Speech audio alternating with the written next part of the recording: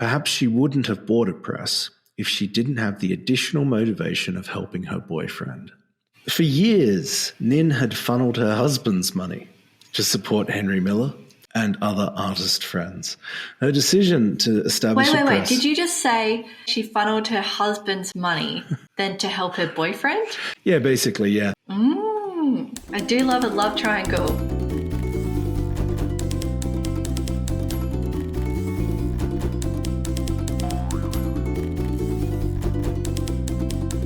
Good morning, ladies and gentlemen, boys and girls, dedicated listeners and soon-to-be converts.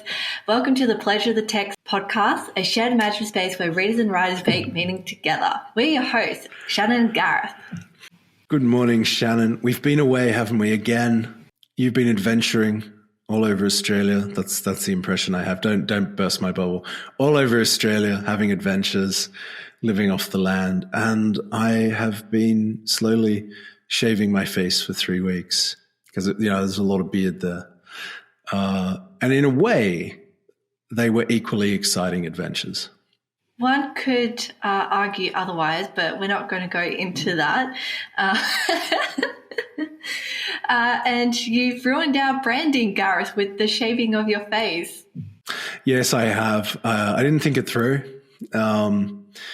And there was something charming about the little bits of white in my beard. They're all gone now. It's just a naked chin. It's quite provocative. I've been frightening people everywhere I go because I've had a beard for 6 years or so. I grew one, and then I got like a day job, people, and they said, if you shave it off, you can't grow it back because you can't be walking around having stubble. And that frightened me into having a beard for 6 years. I think there were some platypuses hiding in it, but they've all been freed now. And because you saw some platypuses, didn't you, when you were away on your across Australia trip? Yes, I did. We saw platypuses, we saw red-bellied snakes, we saw a showdown between a skink and a snake. So the snake made a crazy dash at the skink to eat it and missed. And we had this was on a walking track. I don't know where we were, the Yungala National Park. And there was a whole bunch of English tourists behind us. And they're like, oh my God, snake. And my partner and I were very excited because we love snakes and lizards. Didn't see a cassowary. So any listeners who have seen cassowary, I would like to know your experience, because I've heard that they attack your cars if you give them like the stank eye or something. And I just really know what it would have been like. I had my eye peeled the whole entire time, but I was unfortunate. No, you were very fortunate. So down on the Central Coast, we have the Reptile Park. I'm going to give them a plug. The Reptile Park is good. They have a massive, I think it's not a brontosaurus, I don't think.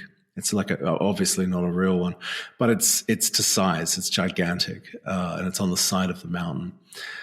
So when you're coming into the Central Coast, you'll see this big yellow. It's either a brontosaurus or it could be something like a diplodocus or something. I think it is a bronchosaurus. Is it? Let's go with that. Let's go with that anyway. It's one of those things, and they dress it up at Christmas, and it's really gorgeous. But they have cassowaries there, and they're all behind fences, and you walk over bridges to go past them because they're not messing around. They're not messing around. They are vicious creatures. They're very territorial, and they will take you out. So, if we have a lot of tough listeners who think, they can take anyone, that may be true, but you cannot take a cassowary. Cassowaries are serious. So that's my advice to you. This is the life lesson of the day. Don't get scared into never shaving, and don't ruin your branding, and don't get into a fight with a cassowary, which is a perfect segue, I think, into today's topic. Over to you, Shannon. Okay. Oh, no, that's not your segue, Gareth. I feel caught. I feel trapped. Okay, well, today we are talking about publishing. And the reason why we wanted to talk about publishing was because we were initially inspired by Radcliffe Hall, who we had believed by a throwaway comment on someone else's article that she had self-published her book, Well of Loneliness, which was banned well and truly until after her death. But it turns out she did not self-publish that. She actually got a publisher to manage all that process for her. So we want to talk about publishing, and there's a few different ones, and we've actually just come off a call, confused ourselves between all the different levels of publishing. So we're actually going to try and clarify that up for the audience today. Traditional publishing. So what are the benefits and what happens when you get a traditional publishing deal, Gareth? Okay, so traditional publishing, we've got the big five. We've talked about the big five. It also includes smaller independent publishers. And so basically, typically these days you need an agent. Having an agent has always been an advantage, going back decades and decades. And an agent is like the cool friend that takes you to the parties that they know about and no one else can get in. And if you've ever tried to send a book to a publisher, you'll know what I'm talking about. You can't get in. They're not reading it. They're not letting you in through the door. But if you have an agent, the agent just goes... And that's because it ends up on a slush pile, right? Yeah. Yeah. I mean, it's just there's a lot of great people out there writing a lot of work, being very creative, and, hats off. The publishing industry can't cope with it. So they try to have a selection process. But honestly, a lot of books never get read before they're rejected. And that's just how it is. It's very unfortunate. So an agent is a kind of basically a cool friend who gets you in through the door and introduces you to all the beautiful people. And they take an interest in your work. And if your work has merit, and typically if you've got an agent, your work does have merit, then they start thinking about whether they want to publish it. And so it is. At that point, it goes into editorial. And there's supposed to be 3 stages of editorial: structural, copy, and proofreading. And then they print the books, get them on the shelves, beautiful cover design, hopefully with gatefolds. You have 6 weeks to get a readership, and then your book is typically pulled from the shelves, and that's it. You typically get an advance as a writer. It's not very much. If you've spent 5 years writing a book, if it's with a big publisher, you'll get $1,000 for each of those years. And then you start getting royalties once that advance is paid off. So it's one of the things you sort of think in advance, that's just to keep me going, and in a sense it is, but it's more like a loan. It's a loan against future profits. You don't have to pay back advances, but you don't see a penny until the money that was put into the advance has been paid off. Then you start getting royalties. It's typically around 10%. However, we have, in a previous episode, we discovered that there are publishers now offering around 40%, which is certainly a lot fairer and probably a more representative amount in terms of the amount of work, blood, sweat, and tears, and, spirit matter that authors put into their works. So that's good to see. And it works pretty much the same. But you definitely wouldn't see that. You definitely wouldn't see that from your traditional 5, your big 5, would you? I mean, and that would be Penguin Random House, Hachette Book Group, HarperCollins, Macmillan Publishers, and Simon & Schuster. I mean, yeah. I think they're 10 to 15%. Yeah, it's a 10% situation. Maybe 15. I'm not aware of it being up to 15, but it could be. I guess if you're, Stephen King, you probably command 15%, or you could go elsewhere. You got a little bit of leverage there. But most people, it's around 10%. And so this is why you can't get rich writing novels. Even bestsellers don't draw in that much money. What you need is that wonderful Hollywood money, where your book gets picked up to be made into a film, and they give you, a bucket load of money. They give you a bucket of money. It literally comes in a plastic bucket, and they just hand you that, and you run away cackling. And then 9 times out of 10, they don't make the film. And in a couple more years, you can option it again. It's wonderful. So that's traditional publishing. The smaller independent publishing houses are sometimes regionally based. So they will only publish authors from the surrounding region. That's one way they sort of cut out too many submissions. And then you've got university publishers, which again are small publishing houses attached to a university. And you've also got niche ones like Tor. Tor do mostly science fiction and fantasy. And so that's what they're doing. And if you've written a sequel to Great Expectations, they're not going to publish you. Unless, of course, it's set in the future or in some wonderful elvish land. So that's traditional publishing in a nutshell, I think. And when we were doing the research for this, we discovered that some self-publishing models are referred to as indie publishers. And I thoroughly reject that because there's a completely different business model in place in terms of who's taking all the risks financially. But I'll hand over to you, Shannon, to non-traditional publishing choices. What have we got? Well, I'll just wrap up traditional publishing. We've just talked about the dismal pay involved, especially with the advances, the loan and the royalties. The reason why people want to go the traditional publishing route is because these guys are in control of the creative process and the distribution of your book. And we like to think that would include marketing, but we've kind of seen lately that marketing seems to go down the wayside. And actually these, when they pick you up, they want to already know if you have an audience or a market base, because they essentially want you to push your own book.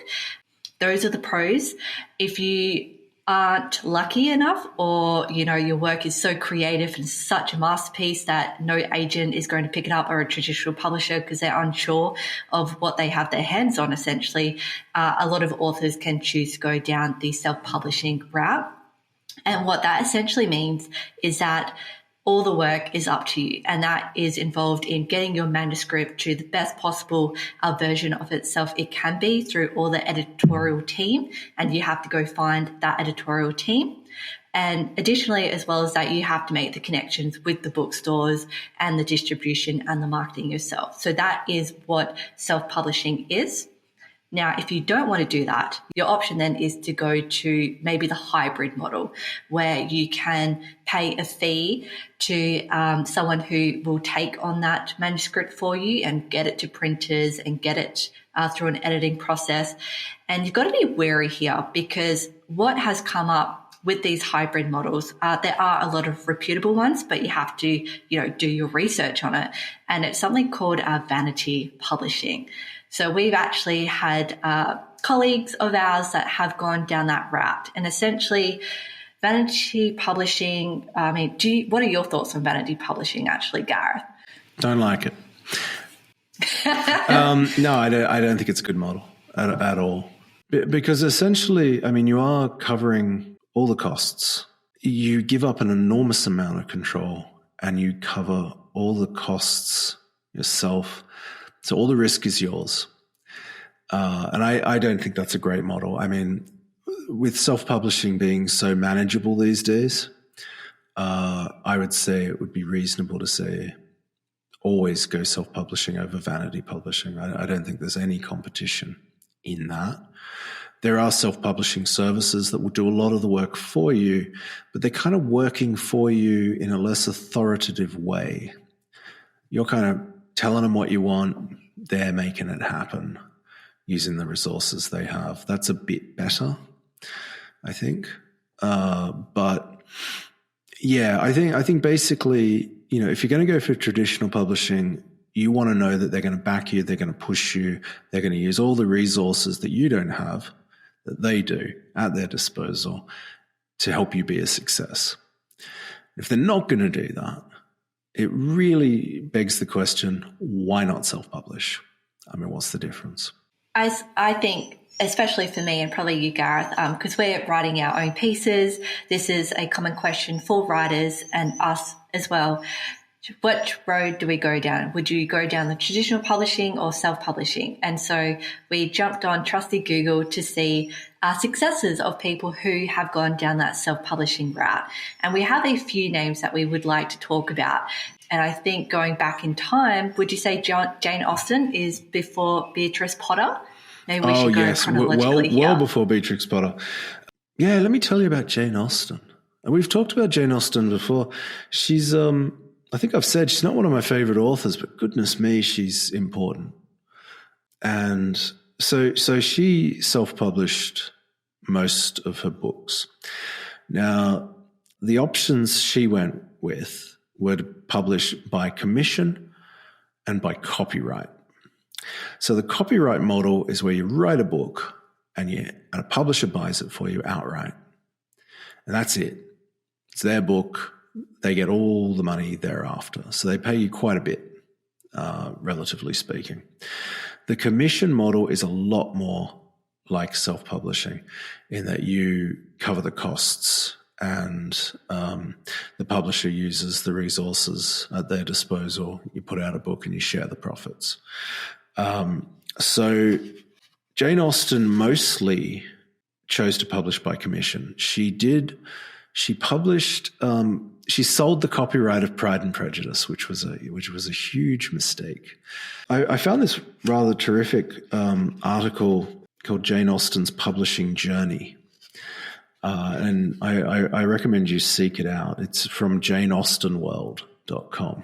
And they say that, unfortunately, Jane Austen did not make a good choice for a second published novel, Pride and Prejudice. Perhaps she'd been discouraged because her father had previously offered it to a publisher who chose not to look at it. Now, it's worth noting that the father sent a covering letter and basically said, my daughter wrote this novel. It's about the same length as another novel that you may know, blah.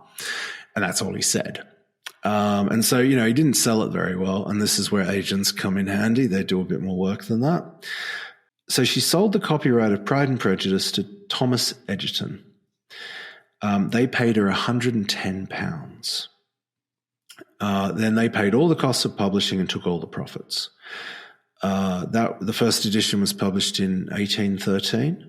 Second edition that fall, that's a bit of a worry if you've sold all rights to it. And a third edition in 1817. They made quite a lot of money off it. Now, the first book she sold she had to go with what became Northanger Abbey. At the time, that was called Susan. She sold that for £10, and it never got published. And so much later, her brother paid the publisher the £10 and got the book back. And then they published it as Northanger Abbey. The reason why they changed the title, and I think it's a better title, frankly, but the reason why was there was another book called Susan that had been published in the intervening years. But Sense and Sensibility was her first published novel, and this one was done on commission. So she had to put in some money. Out of the profits, she had to pay for the production, the advertising, and the commission. And it did very well. Had she not done it that way, had she sort of done it all off her own back, up front it would have cost her £180, which was a lot of money back then.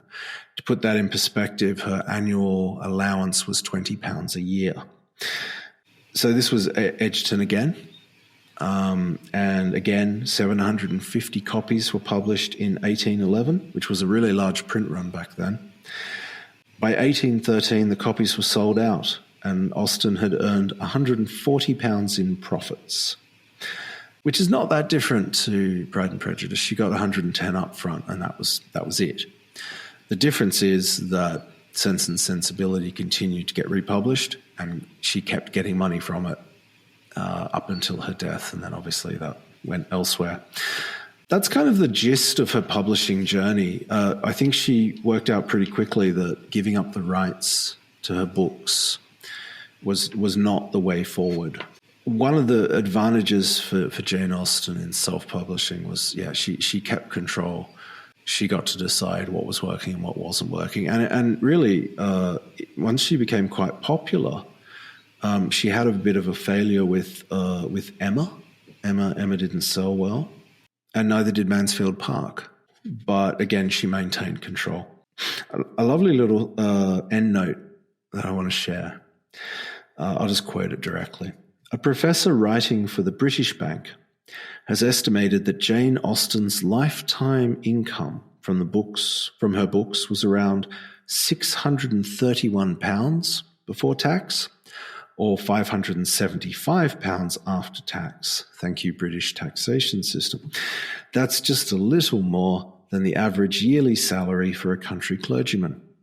It's hard to make clear comparisons to today, but one estimate claims it's equivalent to about £45,000 in today's money, or in US dollars, about $56,000. Now that's across 6 books. So she didn't clean up, did she? I mean, you wouldn't say that, but she did maintain control, and you know, for a woman at that time, that was significant, I think, and obviously the books that she didn't sell outright. Pride and Prejudice was not bringing money into the Austen family for decades to come because it was gone. But the ones that she hung on to and truly self-published in a sense, have provided a fortune for whoever inherited the rights. So there's one advantage to self-publishing, I think, and that is control. You can control your destiny a lot more definitively. And even if you have a failure, as she did with a couple of her books, they sort of didn't do very well. Nevertheless, she came out just ahead and didn't have to kind of rue the day she sold away all the rights.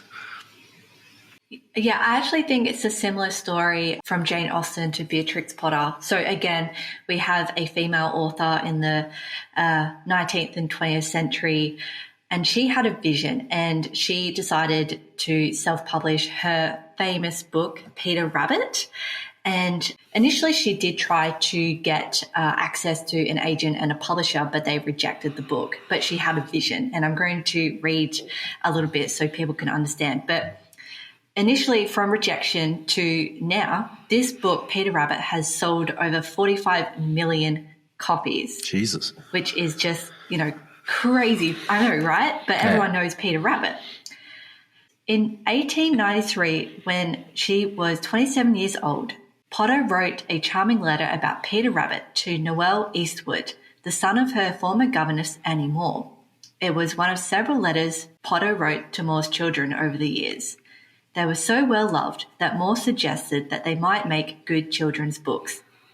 So Potter borrowed the letters back and set about expanding Peter Rabbit by adding text and illustrations. She sent the book off to publishers, who promptly rejected it. Part of the problem was that the publishers didn't share Potter's vision for her book. They wanted rhyming poetry. Potter's text was plain spoken. They wanted a big book. Potter wanted small. They wanted the book to be expensive. Potter wanted to keep the price around 1 shilling, writing that little rabbits cannot afford to spend 6 shillings on one book and would never buy it. These ideas weren't whims, but were based on Potter's assessment of the book market. Her manuscript was modelled after the story of Little Black Sambo by Helen Bannerman, a bestseller at the time. Potter made her book small like Sambo, not just because she believed it would better fit little hands, but also because it was on trend. After a time, there began to be a vogue for small books, she wrote in 1929, and I thought Peter might do as well as some that were being published. Since no publisher was willing to listen to her ideas, Potter chose to self-publish The Tale of Peter Rabbit.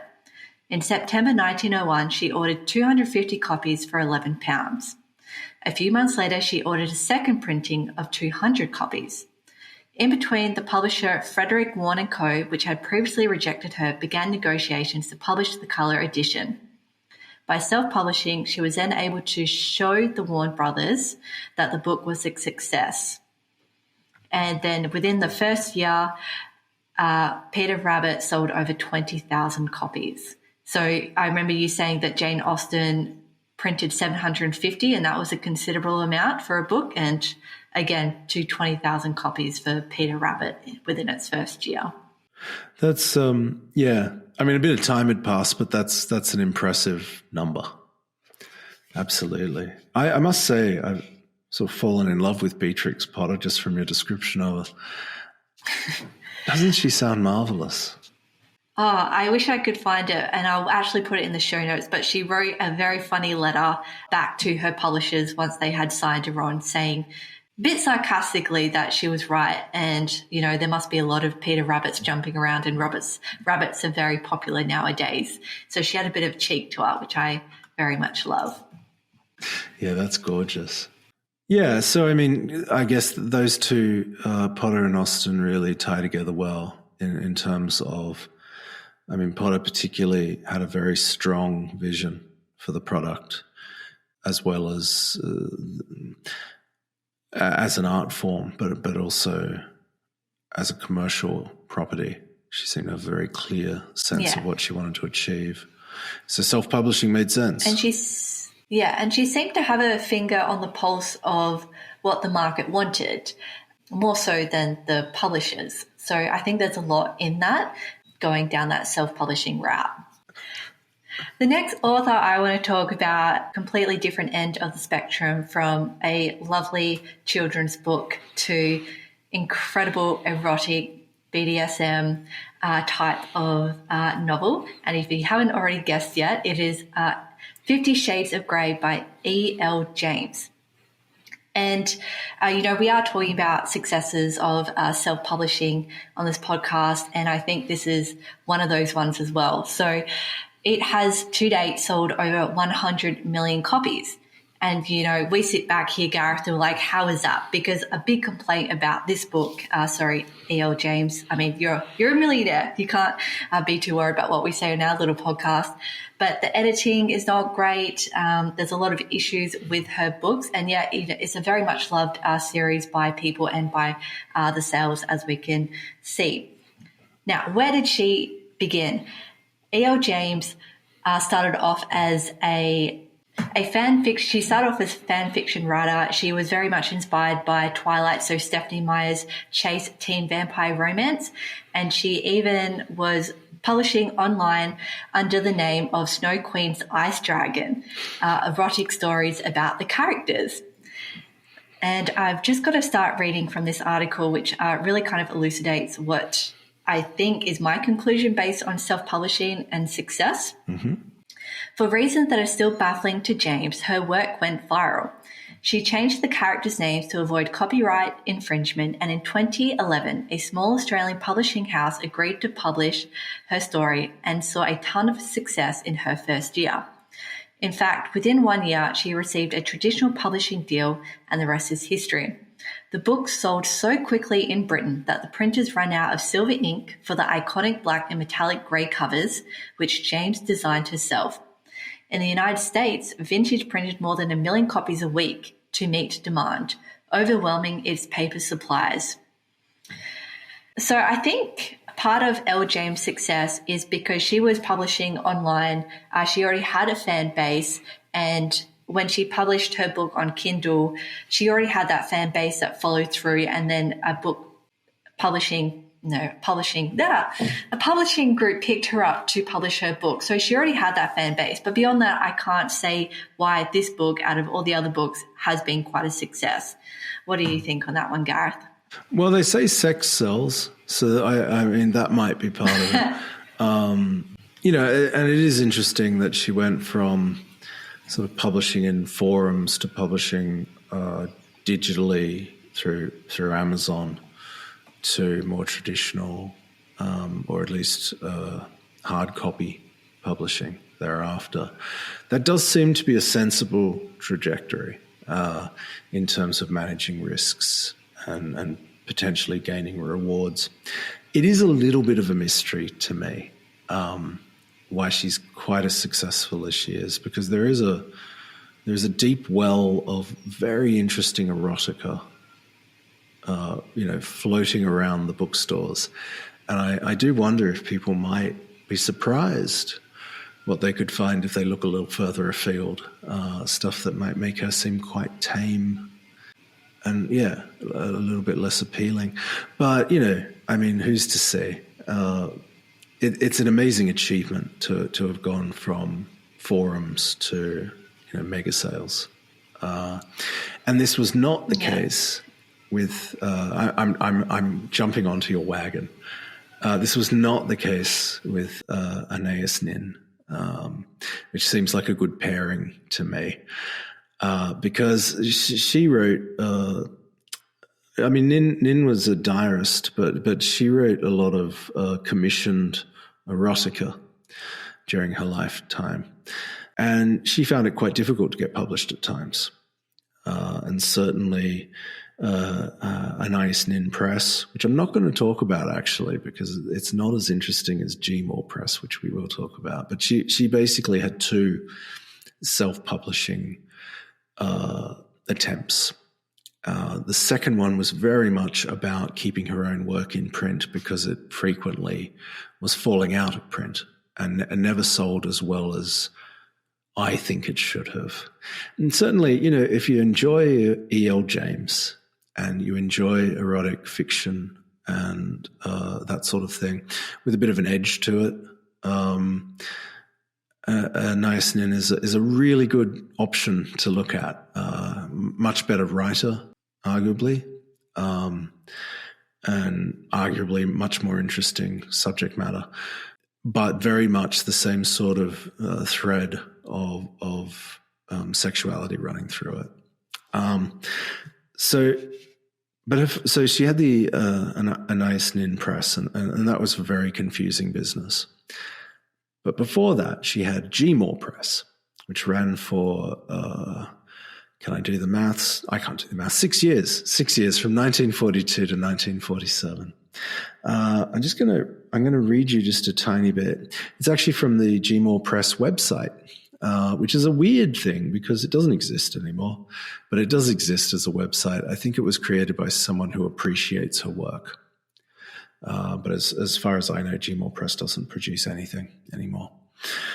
It hasn't since 1947.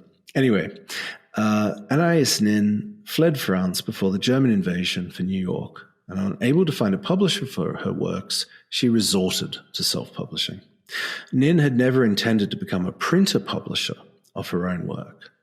Perhaps she wouldn't have bought a press if she didn't have the additional motivation of helping her boyfriend. Ladies, isn't this always the way? Useless men needing help all the time. It's terrible.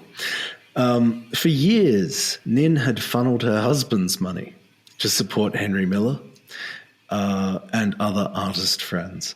Her decision to establish a press... Wait. Did you just say she funneled her husband's money then to help her boyfriend? Yeah, basically, yeah. She's a really interesting lady. And, if you want to find out more, read her work because a lot of it is autobiographical. It's very salty. It's very spicy. And I don't know why I do love a love triangle. Oh my God, yeah, and Henry Miller too. There was a lot going on there. It's very interesting. So her decision to establish a press was motivated by her maternal attitude toward her current lover, Gonzalo Moore. So you can see where G. Moore came from, Gonzalo Moore. She was compelled to secure for him productive and meaningful work. He, a chronically underemployed communist from a wealthy Peruvian family, was intrigued with printing, as you are when you're a wealthy communist. His brother was a newspaper publisher, and as a self-employed letterpress printer, Moore would be both a proletarian workman and romantic artisan. In December of 1941, Nin and Moore founded treadle-operated Platen Press for $75, which would be about $1,000 now. Quote, "The man said we could turn out Christmas cards on it, but not fine books," Nin wrote. But Gonzalez was sure it would work. Nin borrowed $75 from one friend and $100 more for types and trays from another. Then there was only the space to find. She delighted in a third-floor attic of a very old wooden house at 144 McDougall Street in Greenwich Village. Quote, "It was a skylight studio, ideal for the work. It was old, uneven, with a rough wood floor, painted black, walls painted yellow," end quote. The rent was $35 a month, and as a comparison, she paid $60 a month for her apartment at 215 West 13th Street. So Nin and Moore bought end paper, small lots which are not usable by big publishers but ideal for us. Good paper. By January, the press had been delivered to the new space and they borrowed a book from the library on how to print. And so, there's something just delightful about all of that. There's some fantastic photos online of Nin using the press, which would, the treadle press, I believe, you pump with your feet. But she wrote some really striking bits in her diaries about the nature of printing your own work. And I wanted to share those because I just think they're really beautiful. So, quote, "The relationship to handcraft is a beautiful one. You are related bodily to a solid block of metal letters, to the weight of the trays, to the adroitness of spacing, to the tempo and temper of the machine. You acquire some of the weight and solidity of the metal, the strength and power of the machine. Each triumph is a conquest by the body, fingers, muscles. You live with your hands in acts of physical deftness. You pit your faculties against concrete problems. The victories are concrete, definable, touchable, a page of perfect printing. You can touch the page you wrote.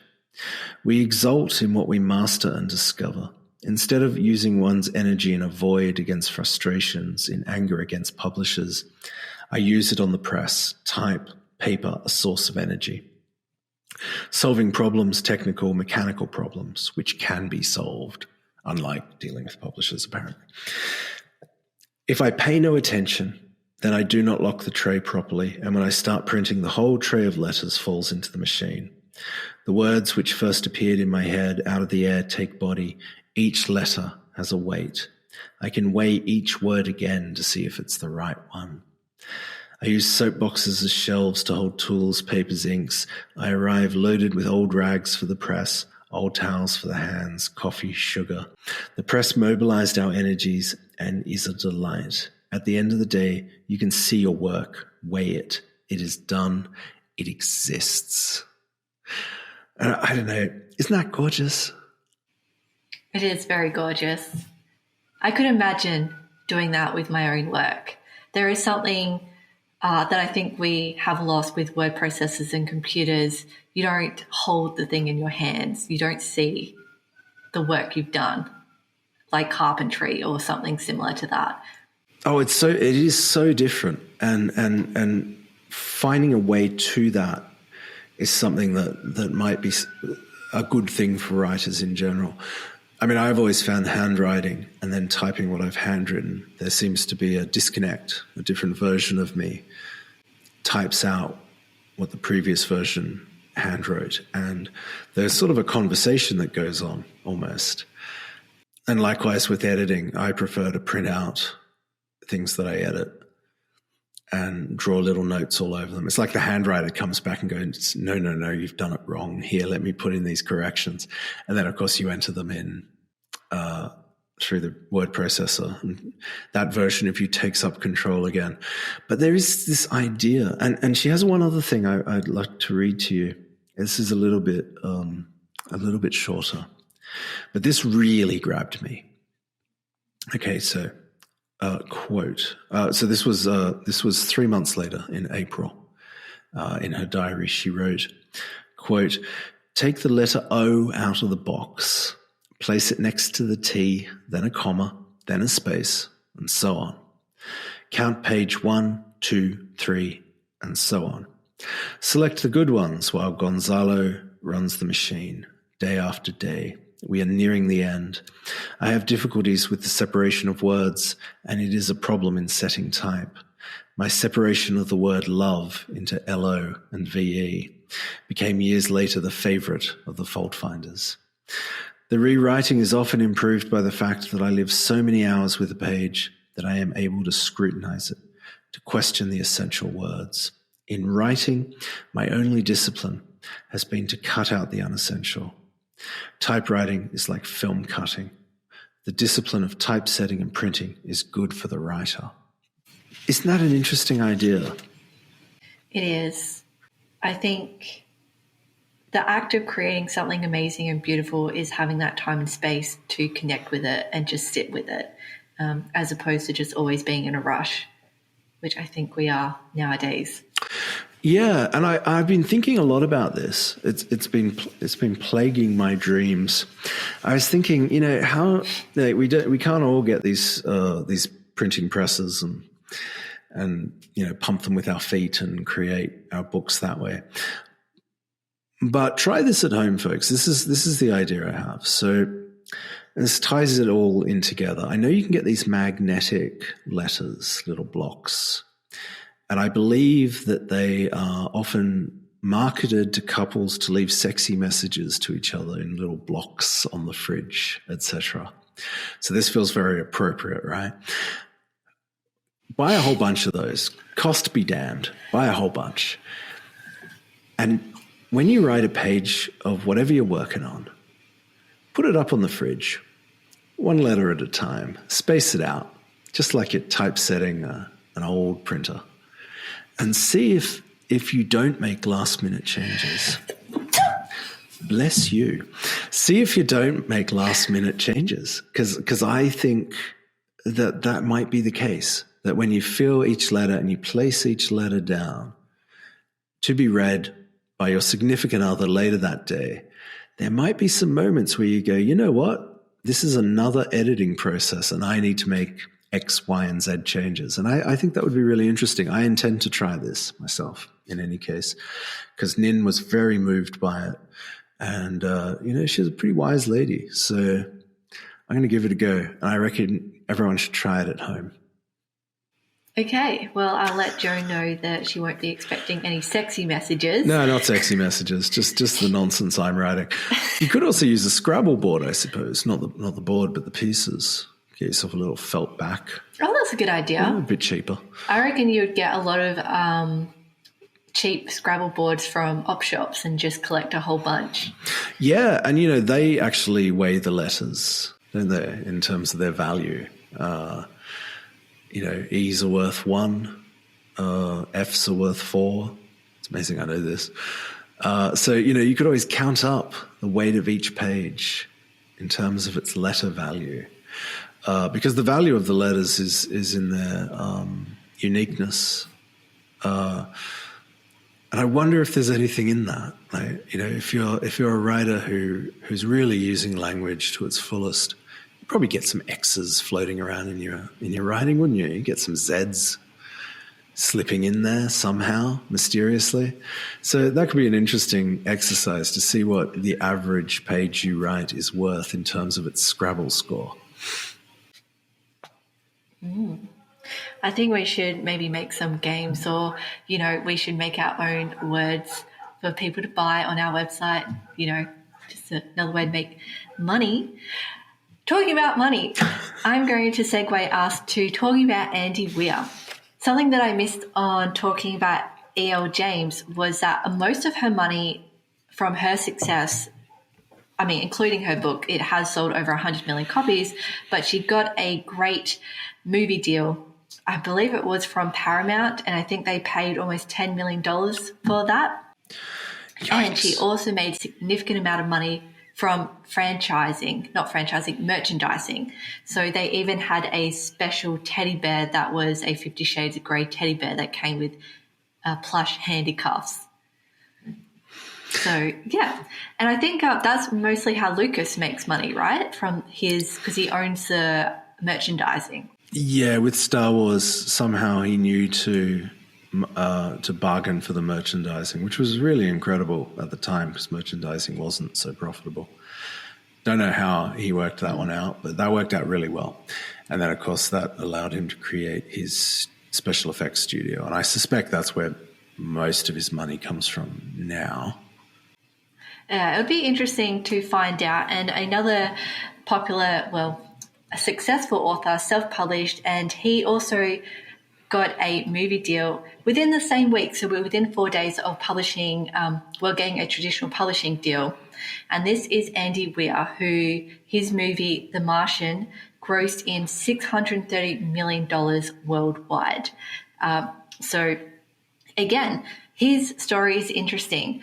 And you would remember these days, Gareth, when they used to have serialized stories in magazines and newspapers, chapter by chapter. I do remember. I mean, I don't remember personally because it does actually precede. I'm not that old, but I am aware. Sorry. I am aware of serializing and particularly its golden era through pulps and so forth. Yeah, I bring it back. I say it's a great thing.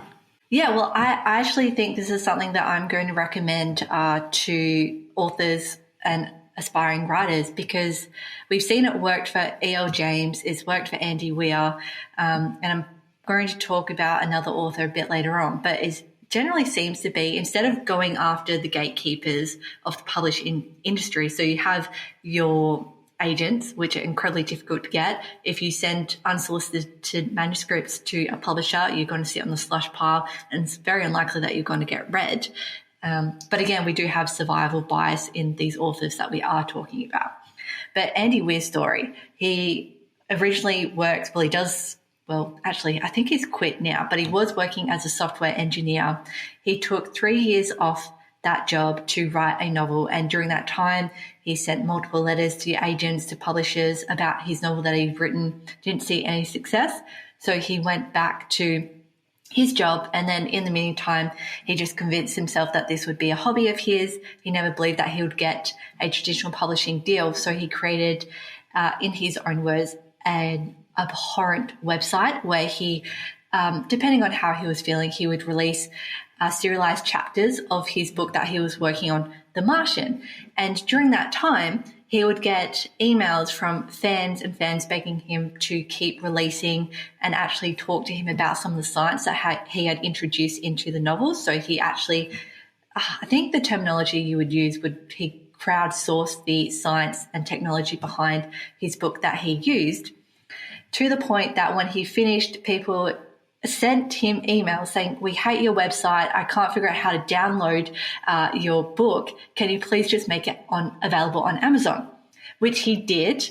And the lowest possible price he listed it for on Amazon was 99 cents. Didn't think it was going to sell. It blew up, became the #1 bestseller on Amazon. And within a couple of weeks after that, he got the book deal from Crown Publishing and also the movie deal as well. So his book has now sold over an estimated 3 million copies. And again, he has that movie deal with The Martian, and he's got another movie deal coming out called Hail Mary, which is another novel he's released. So again, my conclusion so far is maybe start releasing your stuff on the website and getting that fan base before you even attempt to go see a publisher, because that's what publishers are looking for. Do you have a fan base? Are you marketable? Yeah, look, I think that's good advice. I suppose the counterpoint, though, is, if you serialize your work, you probably do need to know where you're going with it, which would not suit me. I mean, I always think I know where I'm going, and then I end up somewhere else. So I would find serializing work that as I was writing it, and a lot of writers have done this. I would find that a bit stressful, I suppose, and possibly a bit constricting. But it really depends on the kind of writer you are, and certainly serialized work. I mean, Dickens was serialized, for example, his work, and it was a great way to build an audience. People would sort of grab something very affordable. I can't remember what Beatrix Potter said, but a little bunny amount of money. And develop, a real passion for it, and then it became more profitable. So it does seem like a really clever way to do it. And I suppose in an odd way, that's sort of what E.L. James was doing as well.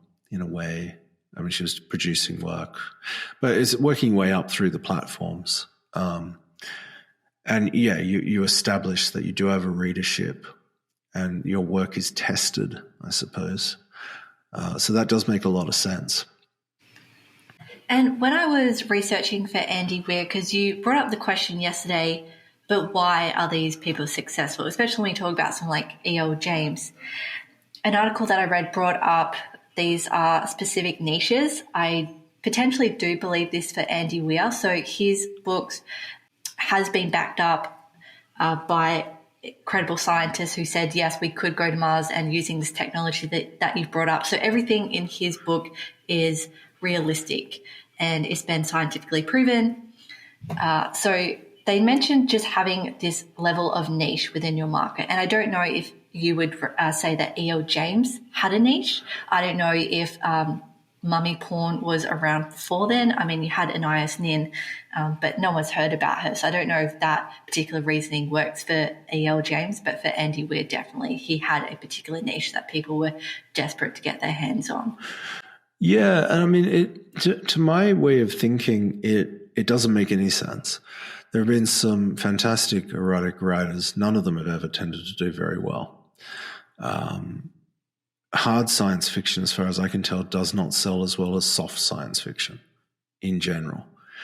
So if you were trying to like predict trends, they're not really indicative of what could be predicted. And maybe that's what you have to take away from all this, is that moods change, tastes change, and life is chaos. So, maybe it's all about judging work on its merit or some aspect of its merit, and really being able to see what people will connect with if you're a publisher.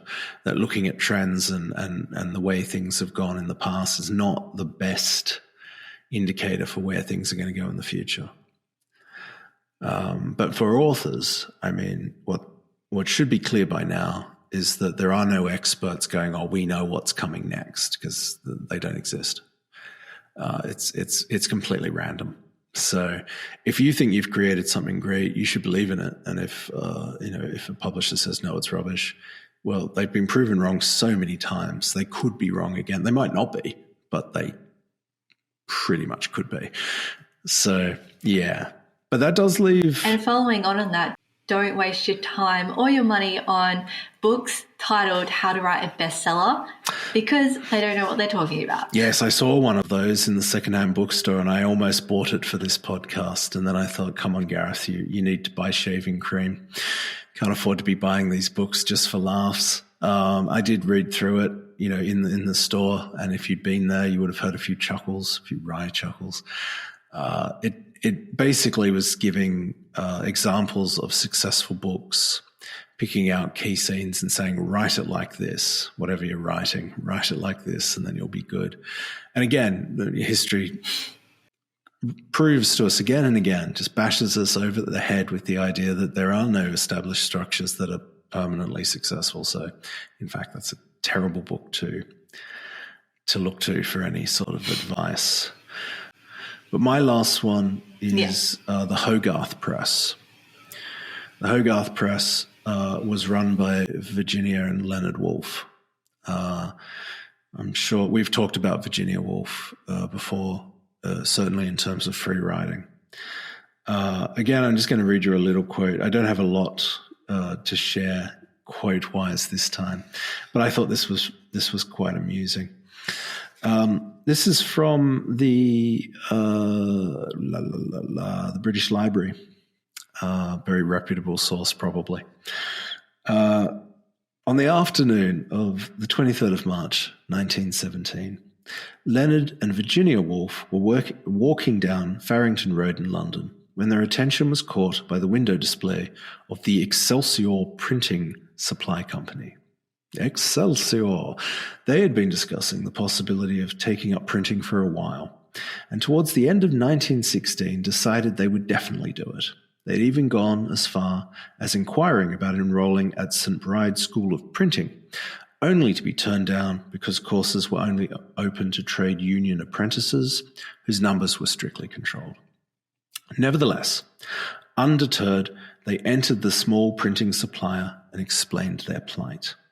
They were greeted by a helpful assistant in brown overalls who convinced them that with the aid of a 16-page booklet, they would be able to teach themselves all they needed to know to get started. Isn't that hilarious? So for the sum of £19, 5 the Woolfs became the proud owners of a small hand-printing press, some old-faced type, and all the other necessary paraphernalia to begin their printing endeavour. The printing press was duly installed on the dining room table at their home, Hogarth House, which gave the press its name. And we'll put it up. We'll be all fancy, but this is a copy. Am I doing this right? This is a copy of the letter to basically announce that they were becoming a publisher, and it's quite lovely. They basically discuss what they're hoping to get for the books, and it's very modestly set out. But Hogarth Press are really notable because besides Virginia Woolf, they published early works. So in the first 5 years that they existed, they published works by Catherine Mansfield, T.S. Eliot, E.M. Forster, and Sigmund Freud. Where would we be without Hogarth Press, I ask you? And I think this is what I've taken away from reading up on Hogarth Press.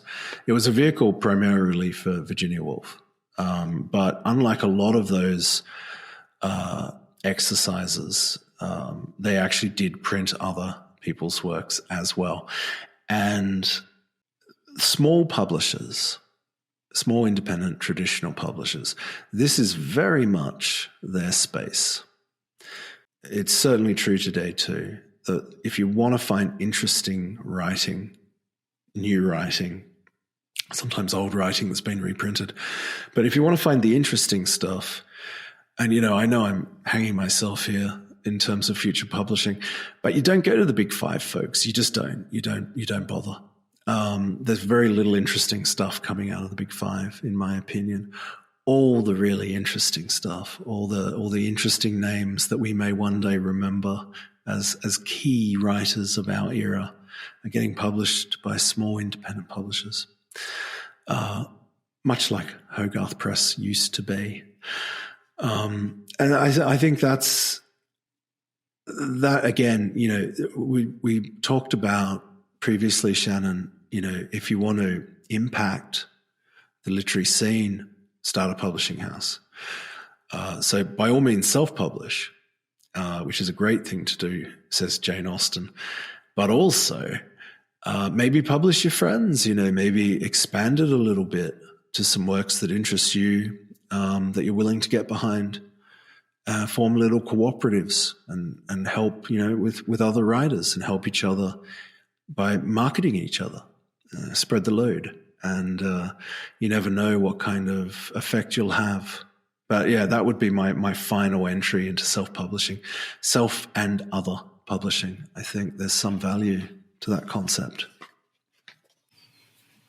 I think starting a co-op is a great idea because, and I think this heralds back to our podcast episodes on literary censorship, and we are very passionate about the future of fiction and diversity.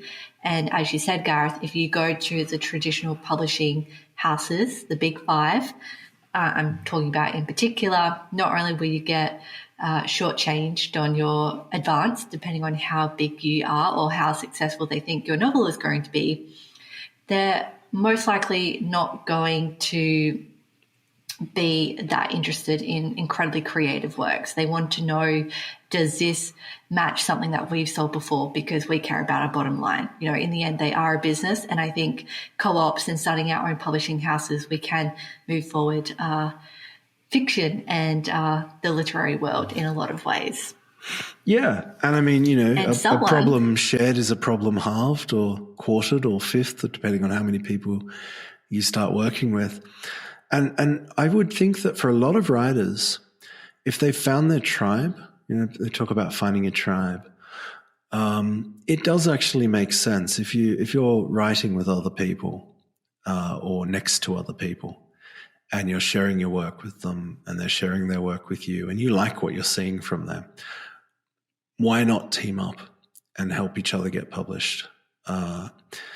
And, if you have a team of 5 people handling your marketing, including you, that's a lot larger than most big publishing houses in terms of the amount of people they're going to put on your project. So, and you're obviously motivated. It's your future. not somebody else's. In a sense, you combine your fortunes. I agree. And I think that someone who truly loves your book is going to be the best marketer in the whole entire world, not someone who's getting paid a salary. Someone who dearly loves your book is going to talk about all the time. And, that's the power of word. And segueing from there into the power of word and just creative masterpieces that aren't picked up by traditional publishers or publishers, I want to move back to Australia and talk about a very special book called Grimish by Michael Winkler. Now, this book was firmly rejected by Australian publishing houses, and I think Winkler had the final laugh because his book was shortlisted for the Miles Franklin Literary Award in 2022, and it is the first self-published entry to make the list in the prize of 65 years history. And I just want to give you a quote from what Winkler said about his journey from not being known essentially to having his book self-published and then later getting picked up by a publisher and then the Miles Franklin shortlist.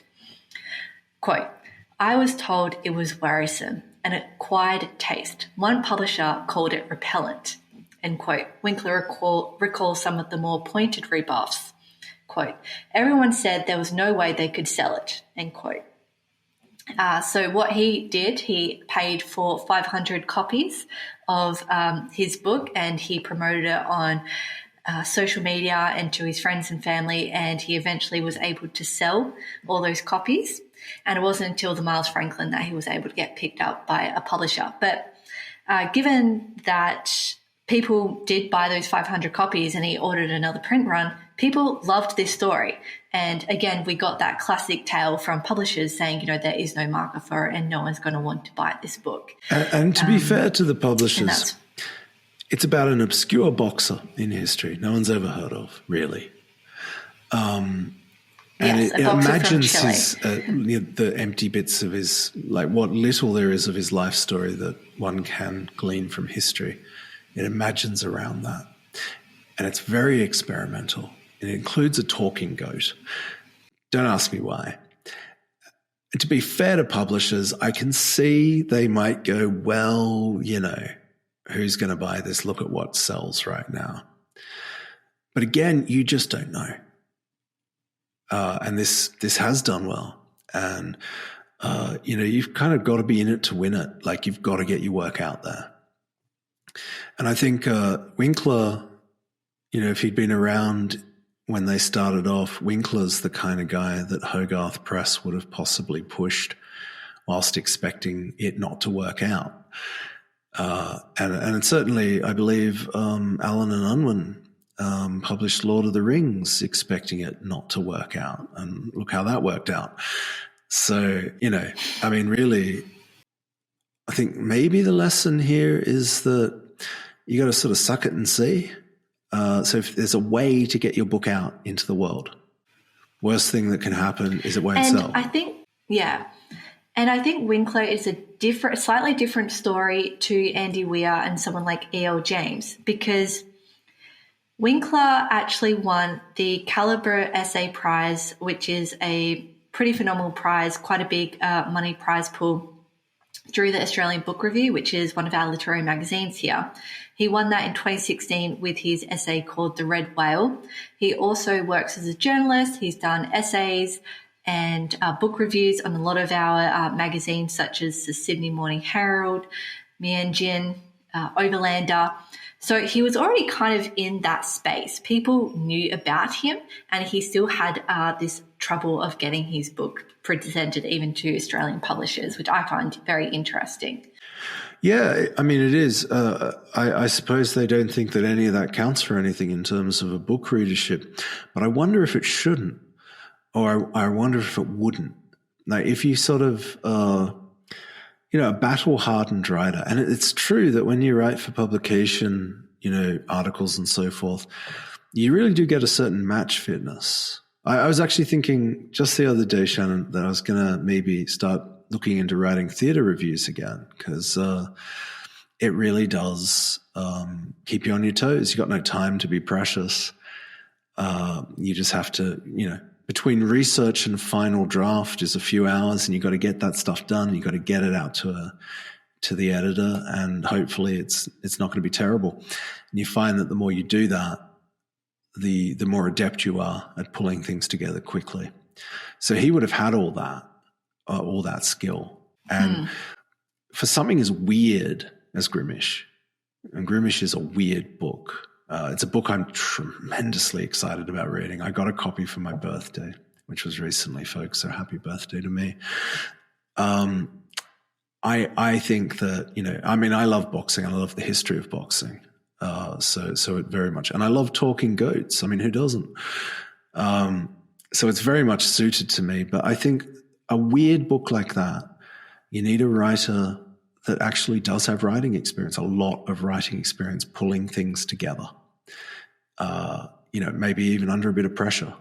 So I think he was probably the guy to write that book, beyond obviously his interest in doing so. And I wonder if these are things publishers miss, that readers will appreciate a weird book that actually holds together, because some weird books don't hold together. And things like that, the stuff that you wouldn't necessarily say are selling points. There may be far more selling points than previously imagined in their philosophy. Yeah. What is our conclusion? What's your conclusion? I think my conclusion is that the nature and dynamics of the publishing industry is changing dramatically, to the point that not even the big 5 publishing houses are going to be able to keep up with what the audience and what readers want.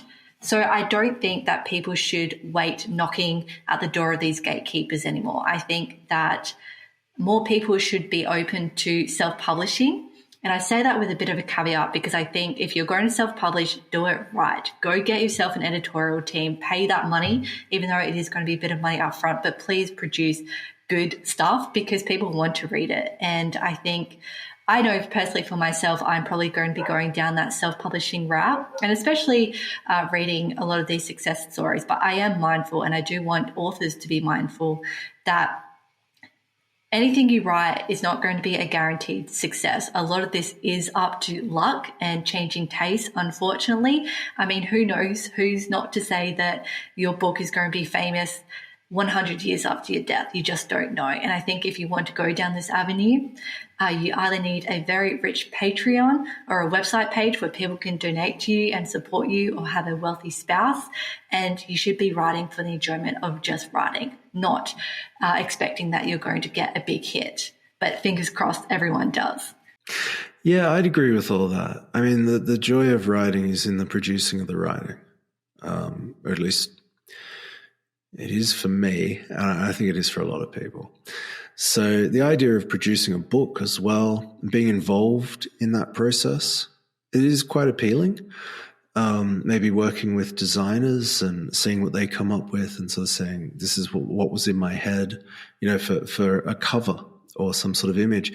That's all, creative collaboration is all really satisfying. And God knows what is life about. It's not about money.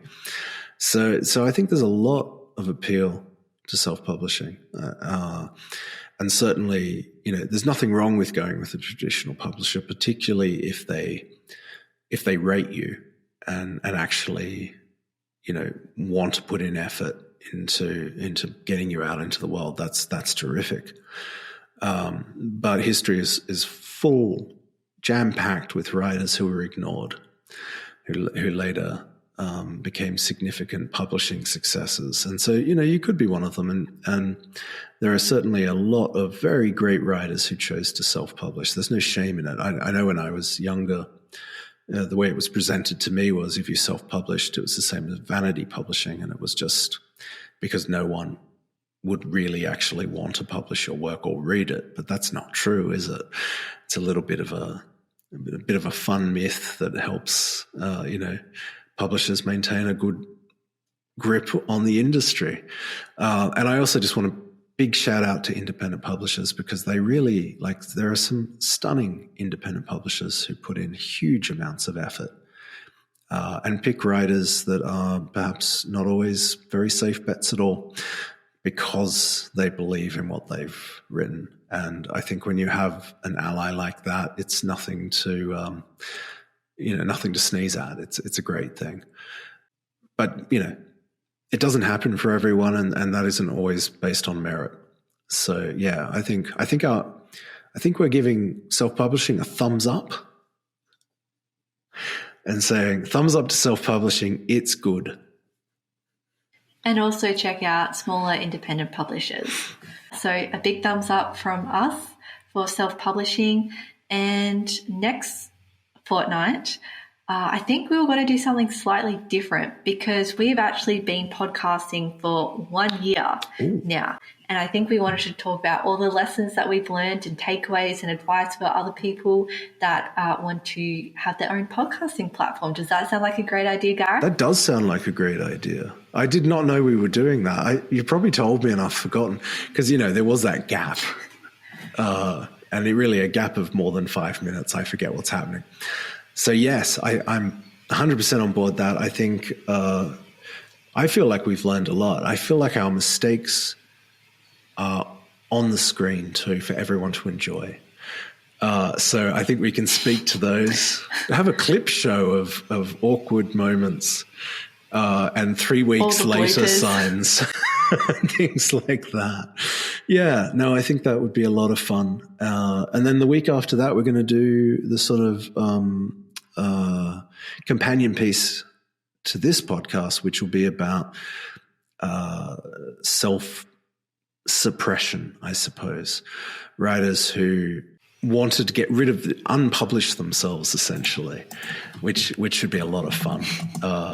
And there's some fantastic stories about what writers have done to try to remove themselves from existence. So yes, that should be a giggle too. So that's the next 2 weeks. They will actually be the next 2 weeks. I think we're not going to take any more breaks for a while. And I think on a previous draft of this podcast, I'm going to mention it again because I just feel like some people out there are like me and they get anxious about this stuff. We're going to make a promise to our listeners that if we're ever planning to disappear for good, we will actually announce it. We'll have a special episode with, all dressed in black going, well, this is it. I'll wear a Abe Lincoln top hat. I'll grow my beard back, but no moustache. And we'll really, we'll make it funereal. So if we disappear for a few weeks, that's probably because we're having adventures or just being incredibly disorganized. So you don't need to worry if indeed you were. So yeah, I think you've got to say goodbye. I think that's one of the lessons with podcasting. You've got to say goodbye if you're leaving. Okay, well, we are leaving now and it is goodbye, but it's until the next fortnight and we'll see everyone in a fortnight's time on The Pleasure of the Text. Yes. Bye, folks. Bye, guys.